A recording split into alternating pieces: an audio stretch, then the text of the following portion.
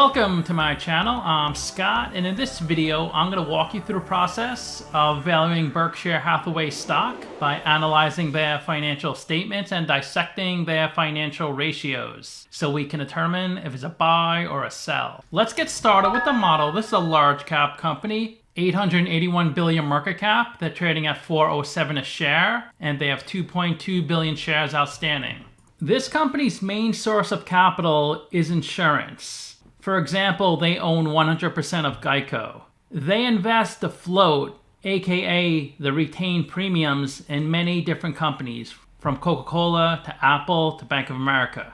The book value has grown at an average rate of 20%, compared to about 10% for the S&P 500 index. Their Class A shares have the highest per share price of any public company in the world because it never split. One A share equals 1,500 B shares. Let's look at their financials. The way you value a company is you estimate the free cash flows into the future and then you discount those numbers back to today's value. That's what we're doing in this video. And free cash flow is cash flow from operations minus capital expenditures. They have a ton of free cash flow. Their most ever in 2023, almost 30 billion. That grew 36% from 2022. Their free cash flow margin is 7%. That means they convert 7% of their revenue into free cash flow. Net income is the profit or loss on the income statement. It's revenue minus expenses. And you probably shouldn't look at their net income because it's really volatile, since they have to mark to market their equity securities. Meaning if the stock market goes up a lot in a year, it makes their net income look really high, like in 2021. If the stock market goes down a lot in a year,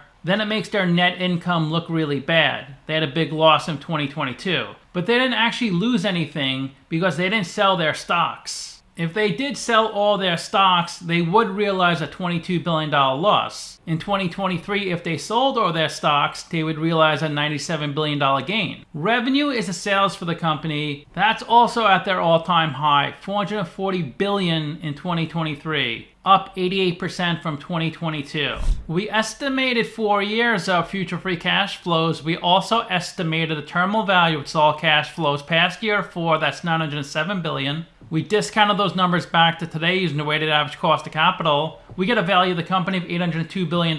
We divide that by 2.2 billion shares. And we get a calculated stock price of $371. They're trading at $407, so they're trading at a 10% premium. It's a sell according to the model. But I wouldn't sell my shares. I'm going to keep them until retirement because this stock just goes up over time. There are 11 companies in the same industry as Berkshire. And if they have a number in red, they're worse than the median. If they have a number in blue, they're better. It is a little hard to compare them to other insurance companies because they do so many other things. They own railroads. They own a big piece of Apple. They're in so many different industries. But every company has to have one industry tied to it. And they're in the industry insurance diversified. They have the highest CapEx because insurance companies don't spend much in CapEx. But since they have lots of other companies like railroads who use capital expenditures, that's why theirs is so high. They don't use much debt. They grow their business on retained earnings, which is how most companies should do it. They never paid a dividend. They generate a ton of free cash flow. Of course, they're the largest company on this list. They're one of the top 10 largest companies in the world. Their price to book is a little worse than the median. That's stock price over book value per share. A really good PE in the single digits. They're trading at 9 times earnings. They do have a high price to free cash flow. They're trading at 30 times free cash flow. Price to sales is pretty good at 2.0. They're trading at 2 times revenue. And when someone says they're trading at 2 times revenue, that means they're trading at 2 times revenue. Market cap is 2 times their revenue. When I said they're trading at 9 times earnings, their market cap is 9 times their annual earnings. Earnings is not on this chart, but free cash flow is. They're trading at 30 times free cash flow. Their market cap is 30 times their free cash flow. They have a ton of revenue, $439 billion, more than everybody else on this list combined. And their revenue is still growing. Their 5-year rate is growing at 14%. Goosehead is number 1 at 34%. Let's take a look at their 10K. They just released it last week. The first page shows all their securities. Class A stock, Class B stock, all the debt they issued. There's a few notes you can invest in. a note that matures this year with a 1.3% interest rate. They have a 0 interest rate note. That doesn't mean you get no interest, you just get a higher principal at the end. Let's take a look at their income statement. Here's 2021, 2022, and 2023. Revenue for 2023, their highest ever, $364 billion. Their insurance revenue grew a lot from $69 billion to $75 billion to $83 billion. Sales and service revenue, $155 billion.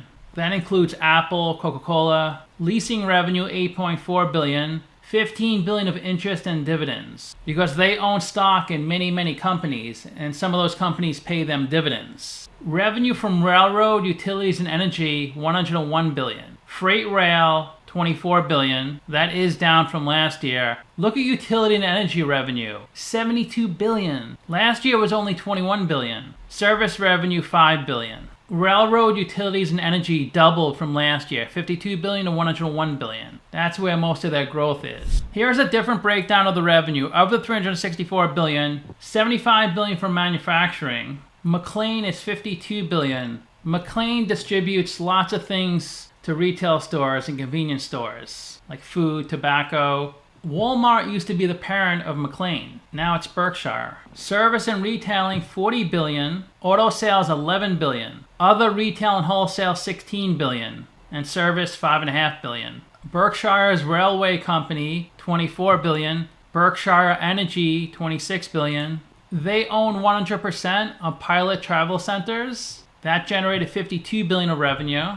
This entity is a chain of truck stops in the US and Canada. Insurance, corporate, and other, $96 billion. Here's another breakdown of their revenue. Their Geico revenue is $39 billion. That's flat from last year. Primary group, $17 billion. Reinsurance, $27 billion. Insurance underwriting, $83 billion. So total insurance, $95 billion. Let's go back to their income statement. Here's a breakdown of their expenses. $228 billion in insurance. That's against revenue of $260 billion. Railroad, utility, and energy, $92 billion. That's against revenue of $101 billion. Net profit of $96 billion. Last year, they had a net loss of $23 billion. But like I said earlier, that's due to the mark-to-market losses due to stock price volatility. I would just focus on either revenue or cash flow. Let's take a look at their balance sheet. They have a really healthy balance sheet. $811 billion in insurance and other. $250 billion in railroad, utilities, and energy. Assets of $1.1 trillion. Liabilities of $500 million. Assets minus liabilities equals equity. Equity of $567 billion. The reason they're so profitable and the stock is so high, because look at their retained earnings, $607 billion. Retained earnings is the sum of all their prior net incomes. They would have even higher equity if they didn't buy back so much stock. They bought back $77 billion of their own stock. Let's take a look at their statement of cash flows. Operating cash flow converts net income or net loss into cash. So even though they reported a loss last year of $22 billion, they generated $37 billion of cash flow, because you have to adjust for the gains or losses in their equity securities. If they actually sold the stock, it wouldn't show up in this section. It would be a realized gain or loss. They pass through an unrealized gain of $75 billion. Since that's a non-cash item, they have to reverse it out here. Last year, they passed through an unrealized loss of $67 billion. So they added here. You adjust net income into cash. They had the highest cash flow ever, $49 billion. They have so much cash on their balance sheet, they buy US Treasury bills. And with the higher interest rate, it's given them a great return. In their financing section, you could see how much stock they bought back. They bought back $27 billion in 2021 because Buffett felt the stock price was so low, it was a good deal. He bought back less this year, only $9 billion. They have $350 billion of equity securities, $350 billion of stock, $78 billion in banks, insurance, and finance companies, $201 billion in consumer products, $74 billion in commercial, industrial, and other. The reason it's so high in consumer products is because of Apple. They control $174 billion of Apple. That was a great investment for them. Their return is phenomenal. 79% of this $353 billion is concentrated in 5 companies. Amex, $28 billion, Apple, B of A, $35 billion, Coke, $24 billion, and Chevron, $19 billion. You can see how much their stock went up in just 1 year, from $309 billion to $350 billion. Plus, they're receiving really hefty dividends on top of stock price appreciation. Let's take a look at his annual report. As the company gets bigger, it is harder to grow. Here's how much the stock went up per year in percentages compared to the S&P 500. In their first year, it went up almost 50%. He had a much smaller portfolio, so it's easier to concentrate on certain stocks to get big returns. But when you have hundreds of billions to invest, it can make it a little more difficult. He was doing great in his early years, 78% in 68, 80%. He went down almost 50% in 1974, while the S&P went down 26%. I bet you a lot of people lost faith in him that year. Then 2 years later, he went up 129% in 1 year, 100% 3 years after that, 94%, while the market went up only 32%. But it looks like when the market goes down, he goes down even more. He went down 23% when the market went down 3%. In 2008, the market went down 37%, his stock only 32%. In 2015, his stock went down 12.5%, while the market went up 1%. I'm up about 115%. I bought it in 2017. He's up 4.4 million% since 1964, while the market is 31,000%. When you compound your returns, the results are amazing. Look how much float they have from their property and casualty insurance. In 1970, it was 39 million. It's currently 169 billion. He has access to so much capital. And for most insurance companies, the capital just sits there and they invest in bonds or other fixed rate investments. A good stat to focus on the income statement is operating earnings. That strips out the volatility of the mark-to-market of the equity securities. They had 37 billion in 2023, 31 billion in 2022. And their biggest position is Apple, which hasn't performed that well in the past 6 months, and the stock is still doing as good, if not better, than the market. Let me know if you want to meet up. We can go to their annual meeting. I always wanted to go, and I own a share of their stock, so I could go. Let's take a look at the company on Simply Wall Street. Its last price, 407, 886 billion market cap, down 2.5% in the past week, up 30% in the past year.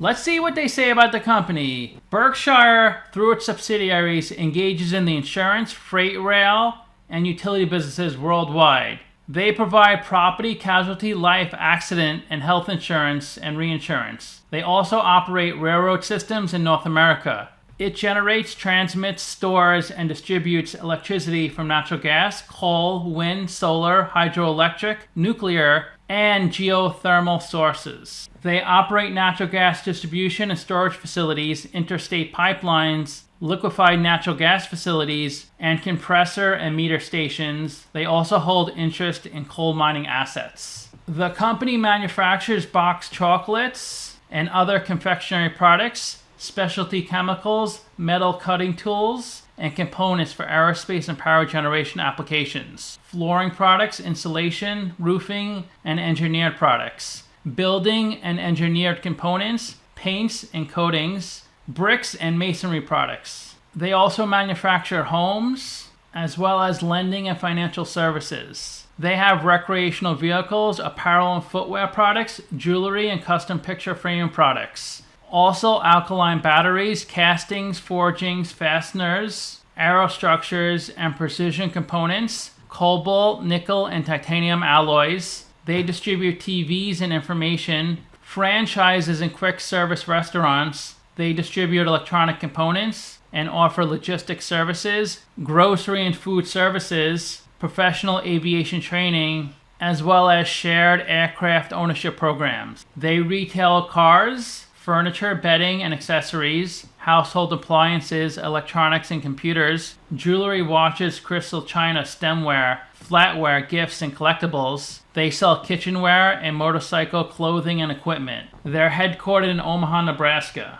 This chart is their B shares, which started trading at $20 in 1996. And now the B shares are getting pretty expensive, over $400 a share. They went up 20x. Here's their future revenue forecast. 2024, 360 billion. 2025, 380 billion. 2026, 367 billion. They had 63 billion of debt in 2013, 128 billion in 2023. Their equity was always a lot higher. It was 200 billion in 2013. It's currently 570 billion. and they keep a lot of cash on their balance sheet, probably more than any other company in the world. They currently have $167 billion of cash. Warren takes a salary of $100,000, total compensation $400,000. He's been CEO for 54 years. In the past year, there's been only 2 sales, both by the Jane Foundation.